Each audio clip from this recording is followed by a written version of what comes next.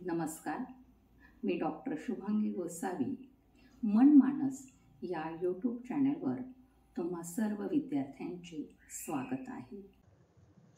नमस्कार विद्यार्थी मित्रांनो. आज आपण दुसऱ्या प्रकरण प्रायोगिक मानसशास्त्र तील प्रायोगिक पद्धती यातील 2.2 म्हणजेच परिवर्तक संकल्पना आणि परिवर्तकांचे प्रकार, थोडक्यात concept of variable and its types याचा अभ्यास करणार आहोत. मानसशास्त्रामध्ये संशोधनाचा पाया हा प्रामुख्याने परिवर्तकांभोवतीच गुंफलेला असतो. म्हणजेच परिवर्तकांबद्दल सविस्तर चर्चा करणं फार महत्त्वाचं आहे.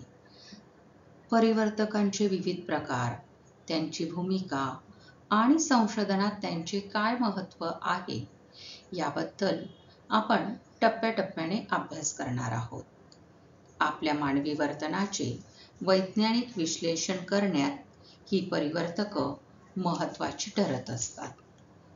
परिवर्तकं म्हणजेच व्हेरिएबल ही संकल्पना अत्यंत महत्त्वाची आहे. बहुतांश संशोधनात साधारणतः 2 घटकांमध्ये असलेला संबंध शोधण्याचा प्रयत्न केला जातो. घडणाऱ्या घटनांमध्ये काही कार्यकारण भाव आहे का? थोडक्यात कारण आणि परिणाम म्हणजेच कॉज अँड इफेक्ट्स दिसून येतो का याचा तपास केला जातो. उदाहरणार्थ, रोज 3 तास व्यायाम केल्याने वजन कमी होते असे संशोधन करावयाचे असल्यास व्यायामाचा वेळ आणि वजन या 2 घटकांमधील संबंध शोधून काढावा लागतो. या उदाहरणामध्ये वेळ आणि वजन म्हणजेच काय, व्यायामाची वेळ आणि त्या व्यक्तीचं वजन या 2 घटकांना परिवर्तक म्हणून समजलं जातं. आता ही परिवर्तकं व्यक्तिवर्तनाच्या मापनासाठी महत्त्वाची ठरतात. व्यक्तीची दृष्टी, स्मरणशक्ती, बुद्धिमत्ता, समायोजन क्षमता, आकलन क्षमता, त्याचबरोबर नैराश्य, मानसिक आरोग्य, सामाजिक बुद्धिमत्ता अशा अनेक घटकांचं निरीक्षण हे प्रयोगाद्वारे केलं जातं आणि त्यात प्रयोगाच्या समस्येवरून परिवर्तकं निश्चित होत असतात. आता या परिवर्तकांचे प्रकार महत्त्वाचे आहेत. थोडक्यात परिवर्तकं म्हणजे वेगवेगळी मूल्य धारण करू शकणारा विशिष्ट घटक म्हणजे परिवर्तक होय. प्रयोगामध्ये व्यक्तीच्या एक किंवा अनेक वर्तन घटकांचे मापन केले जाते आणि अशा परिस्थितीमध्ये परिवर्तकं ही महत्त्वाची असतात. काही परिवर्तकं ही प्रयोगकर्ता नियंत्रित करू शकतो, तर काही परिवर्तकांवर स्वतंत्र परिवर्तकाचा परिणाम दिसून येतो. यावरून प्रामुख्याने परिवर्तकांचेच म्हणजेच व्हेरिएबल्सचे 2 प्रकार पडत असतात.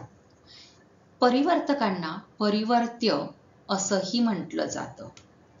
याचे प्रामुख्याने जे 2 प्रकार पडतात, स्वतंत्र परिवर्तक आणि अवलंबून किंवा अवलंबी किंवा परतंत्र परिवर्तक म्हणजेच डिपेंडंट व्हेरिएबल याचा आपण सविस्तर अभ्यास करूया.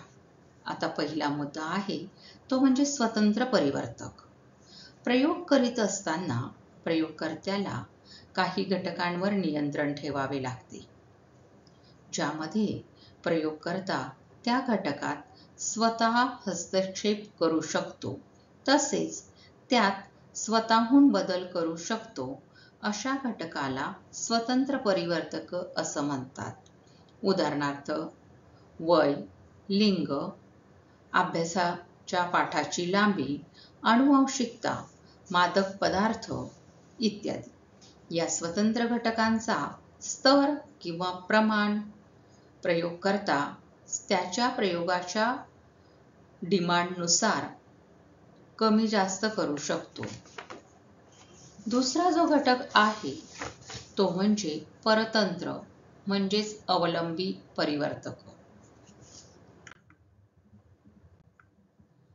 या अवलंबी परिवर्तकामध्ये असं दिसून येतं की प्रयोग करत असताना प्रयोगकर्ता आजूबाजूच्या घटकांवर काही प्रमाणात नियंत्रण ठेवू शकतो, तर काही घटकांवर नियंत्रण ठेवू शकत नाही किंवा प्रयोगकर्ता स्वतःच्या इच्छेने त्या घटकांमध्ये बदलही करू शकत नाही. अशा सर्व घटकांचा व्यक्तीच्या वर्तनावर परिणाम होतो आणि अशा घटकांना परतंत्र किंवा अवलंबी परिवर्तक असं म्हणतात. प्रामुख्याने स्वतंत्र परिवर्तकाच्या परिणामांवर हे अवलंबी परिवर्तक अवलंबून असतात, म्हणून त्याला अवलंबून किंवा अवलंब किंवा परतंत्र परिवर्तक असं म्हटलं जातं. धन्यवाद. धन्यवाद विद्यार्थी मित्रांनो. मनमानस ह्या यूट्यूब चॅनलद्वारे आपण मानसशास्त्राच्या विविध विषयांचा अभ्यास करणार आहोत. या चॅनलवर मानसशास्त्राच्या विविध घटकांशी संबंधित तुमच्या अभ्यासक्रमावर आधारित व्हिडिओज अपलोड केले जाणार आहेत. त्याचबरोबर ह्या व्हिडिओच्या डिस्क्रिप्शन बॉक्समध्ये तुम्हाला गुगल क्लासरूमची लिंक दिसेल. या लिंकवर क्लिक करून तुम्ही गुगल क्लासरूमला जॉईन व्हायचं आहे. गुगल क्लासरूममध्ये या टॉपिकशी संबंधित सखोल नोट्स तुम्हाला मिळणार आहेत. त्याचबरोबर विविध मॉक टेस्टसुद्धा असणार आहे, जेणेकरून तुम्ही शिकलेला अभ्यासक्रम तुम्हाला किती समजला आहे हे तुम्हाला लगेच ऑनलाईन पद्धतीने समजणार आहे. मार्क्सही तुम्ही टेस्ट सबमिट केल्याबरोबर तुम्हाला दिसणार आहेत. त्यामुळे अभ्यास घटकाचा परिपूर्ण अभ्यास होण्यासाठी ह्या गोष्टी मदत करतील. त्याचबरोबर काही शंका असल्यास आपण गुगल मीटद्वारे भेटणार आहोत. या सर्व माहितीचा तुम्ही लाभ घ्यावा असं मला वाटतंय. धन्यवाद. ह्या यूट्यूब चॅनलला सबस्क्राईब करा आणि लाईक करायला विसरू नका. धन्यवाद. बाय.